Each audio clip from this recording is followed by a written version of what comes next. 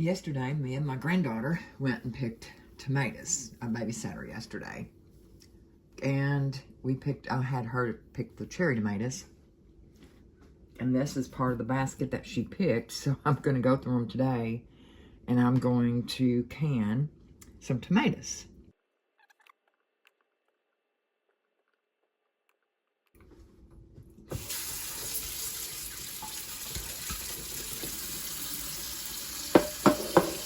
And I'm going to put these, wash them up, and put them in this pan. I've got some in there already, and I'm going to go out and pick some more because I've got like 3 different areas more to pick.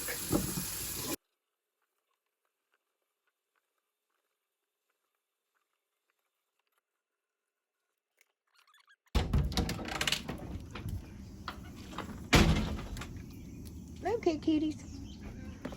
All right, walk now. You silly nillies. I'm gonna go check this little area here first because I want to get all my tomatoes canned up. And I'll probably have more later, but not that many. So what I'm gonna do is I'm just gonna finish them all up, I think, most of them today.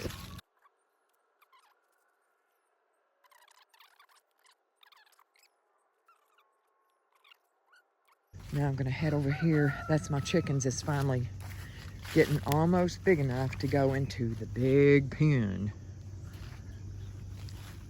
Except for this little guy right here. I don't know what he is yet. I'm hoping it's a hen.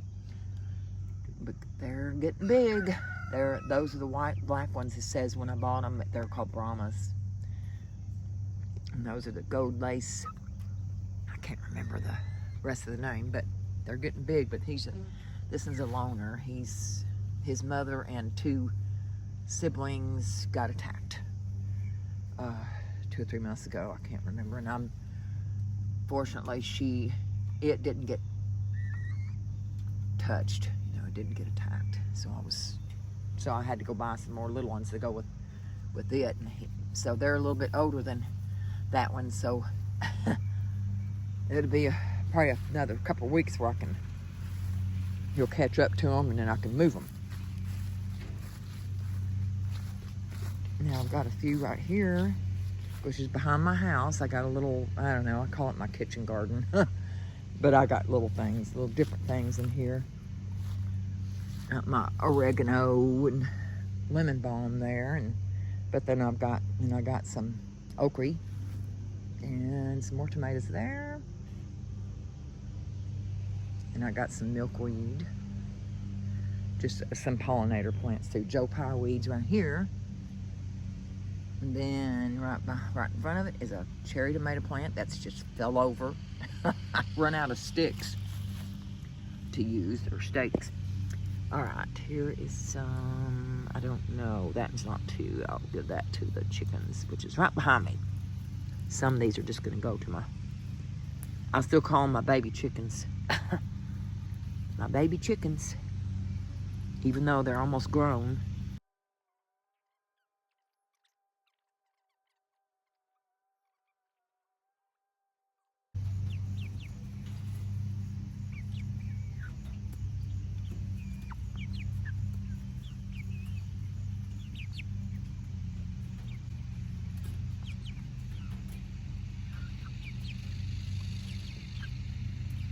There you go.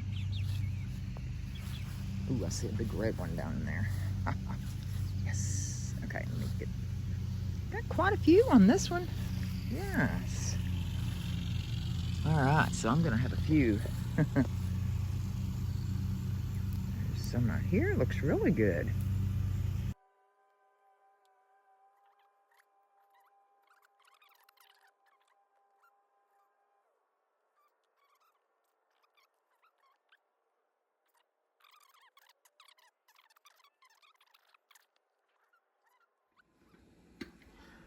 So now I've got my pot of tomatoes. I'm gonna bring them to a boil, let them scald them so the skin will come off easier. I wanted to show y'all something real quick. I always use a pot that has a heavy bottom. So now I got my pot of tomatoes over here, got it drained into another pot with some more tomatoes in that.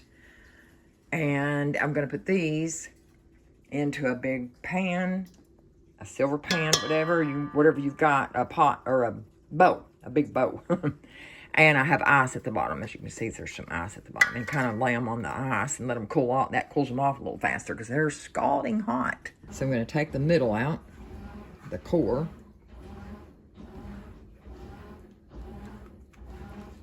And so that will go in here.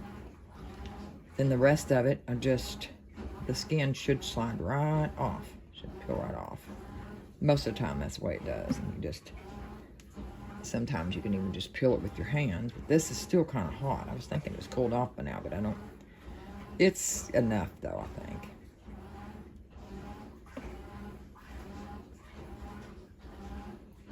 And sometimes I just let it fall in the pan. And just take the skin off while it's down the pan. Like that. And that's the way I'll do all of them, is like that. And I got all the skin off.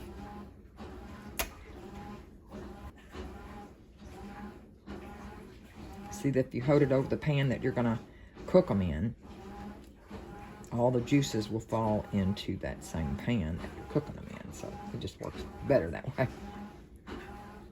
That way you don't lose none of the juices.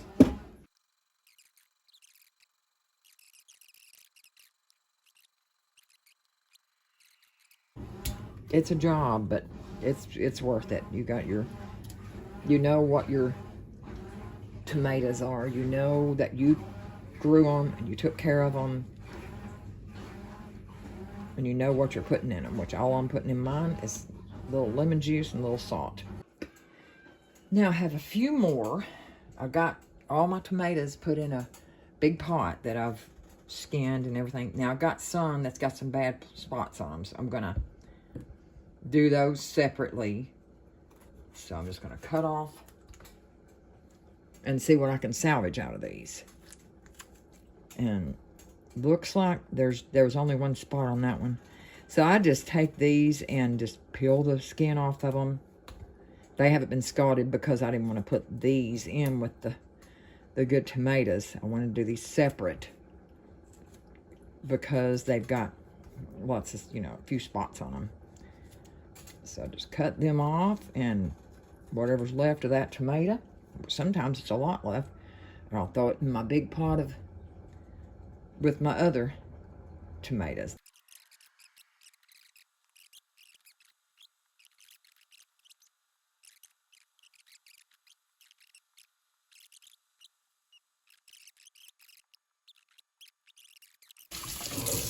And that's it for my tomatoes. I got them all in there in my big pot, which I'll show in just a minute here. I just want to rinse my sink out real quick. Put my little drainer back in. Put my knife down there so it can drain. Now I put all my tomatoes in this big pot.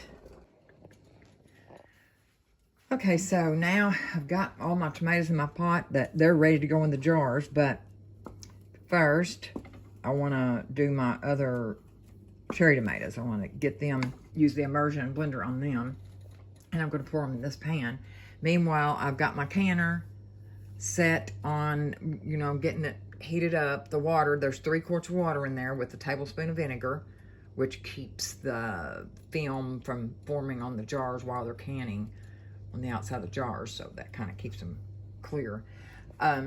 So that, I want to keep that heated. And then here's my rings and my lids, cannon lids, and I've got my little thing here sitting in the water, which I'll use that, my little funnel. Okay, now I'm gonna take the lid off and get going here.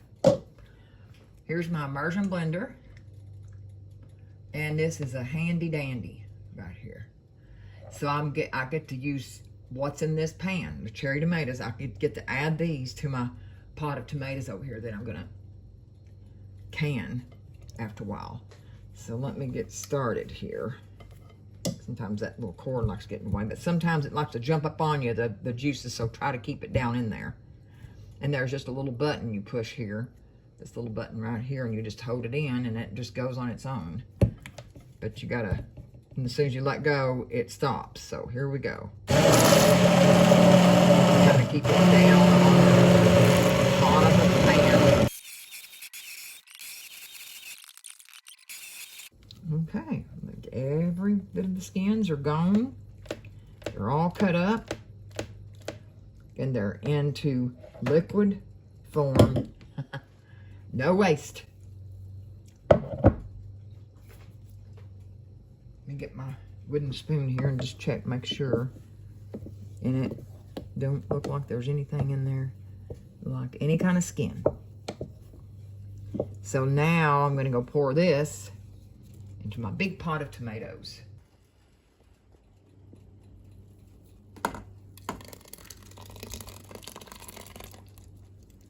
I've still got quite a bit in there. I'm going to get all of that out.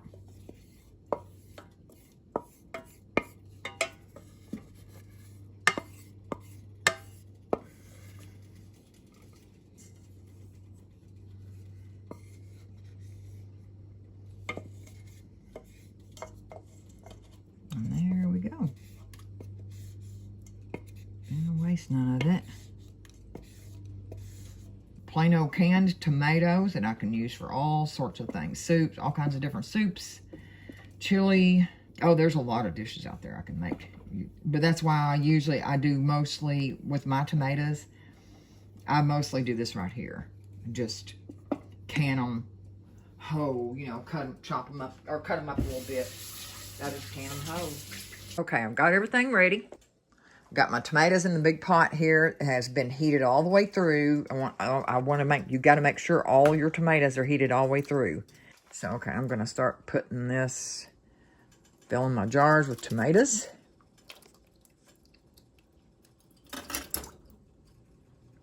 And then I'm going to add my pickling salt. Lemon juice is high in citric acid. Now, with the tomatoes these days, there's so many varieties of tomatoes. We don't know whether some of them could be low acid. So we do it 1 inch headspace. I don't never measure it. I can just tell by looking at it. See, that's right. That's about 1 inch headspace. Okay, so you use a teaspoon of pickling salt. No iodine, just pickling salt, or, you know, something that don't have the iodine. And then you're going to use 2 tablespoons of lemon juice because it does have the citric acid in it. And like I said, with all the varieties of tomatoes these days, you don't know which one's kind of lower in acid than others, so we don't take a chance. So we use 2 tablespoons of the lemon juice for a quart. Now, you would only use... For a pint, you would only use half the amount. You know, it'd be 1 tablespoon of lemon juice. If you don't have lemon juice, or you want to pick up a bag of it's called citric acid, and it's like, it kind of looks like salt. It's like in a bag, probably a pound-sized bag. So you would use, for a quart, you would put a half of a teaspoon of citric acid in it. Or if you're doing pints, it would be just 1/4 of a teaspoon. I just want to throw that in there just in case you would prefer to use straight citric acid. That should be plenty. So I'm going to wipe the rim just to make sure there's no piece of salt or something that'll interfere with the sealing. Canner lid.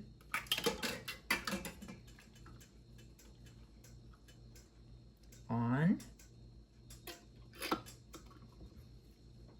And put the ring. And just put it on like finger tight. Now I'm gonna go ahead and pause, and I'll come back when I've got all of them set in the pan. And remember, when you're using a canner, to get it a good start, it's best to go ahead and heat your water that's in there. You're supposed to put 3 quarts. I think I already mentioned that, but just in case I didn't. 3 full quarts of water in your canner. And then make sure your little disc thing is down there where your jars are not touching the bottom of the pan, because they could bust. Like a low heat. You know, I've got mine, I should probably turn it up a little bit.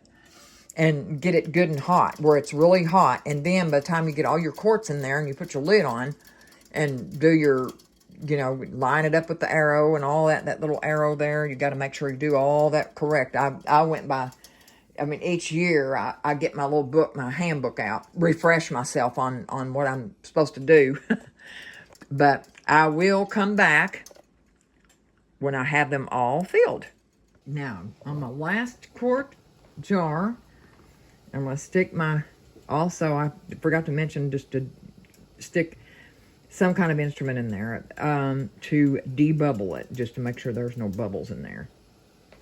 And usually if you just put something down in there, a knife or whatever, and just stir it around and make sure there's no air bubbles. I didn't have what I thought I was going to have. I only got 5 quarts out of this.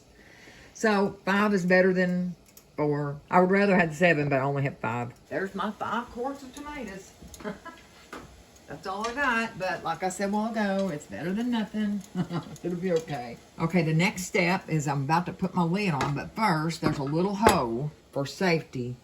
It's good to look through that little hole to make sure that it's all clear. And from here, I can see through my phone that it's clear, but I'm going to make sure. Just look through it, and because that's where the pressure is going to come out. And there's a V. Mine, I don't know that there's different canners, but there's my little V. So we're going to line that up with the V on the handle, which is right there. So here we go. We're going to put it on all the way down, and it clicks all around the pan. So now, as soon as you get it on really good, then you just kind of turn it around and line and turn it around. They're already lined up. We got it on tightly. I've got my little weight thing that don't go on yet. We got them. It needs to, like I said at the very beginning of the year, when I first start canning, rather, I'm going to turn it up a little bit higher so it can start, because it was already heated in there. So the water's already heated really good, so that'll get it going faster. So, okay, and it looks like it is, it's not steady yet, but it's almost. So I'd give it another minute, and then I'm going to set my timer. So I think I'm going to go ahead and set my timer for 10 minutes, because it's ready. That's a steady flow of steam right there. I'm going to let that go for 10 minutes, and then I'm going to pop this little weight on right here, so I can, and that'll keep it at a steady 10 pounds of pressure. I don't know how all that works, but it's just amazing how whoever come up with all this, it's so smart. I wouldn't, you know, you just got to go with the directions. I just kind of, there we go. Just got to overcome that fear. All right, so now we're going to wait till it starts jiggling, which is going to be probably 5 minutes maybe. But as soon as it starts jiggling, I'm going to start the timer again for 25 minutes. Okay, so we'll do this for 25 minutes. And it is it's a steady jiggle. So I want to make sure that it's steadily rocking. And we know that's a constant jiggle. So we're going to do this for 25 minutes. Okay, my 25 minutes is up. And all you do is you just turn it off, which I already turned it off about 10 minutes ago. Let it cool down, and don't try to ever pick that thing off of there right when you turn it off. But I like to go ahead and get mine out, so I'll just use something to kind of let that steam out. Looks like it's safe enough to go ahead and pick up. So I'll go ahead and pick it up. Now all that steam is gonna let out. Of course, never try to open the pan up while it's still doing this. Now, I will come back when they're cooled off, or cool enough to take the lid off. Okay, I'm about to go ahead and take my lid off.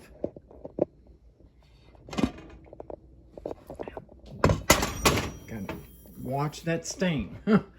Very careful. Don't want to get burnt. We're gonna take one at a time and just set them on a towel.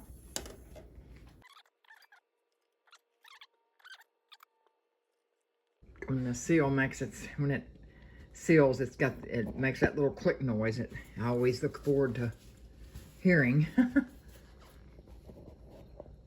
And there is 5 quarts of tomatoes.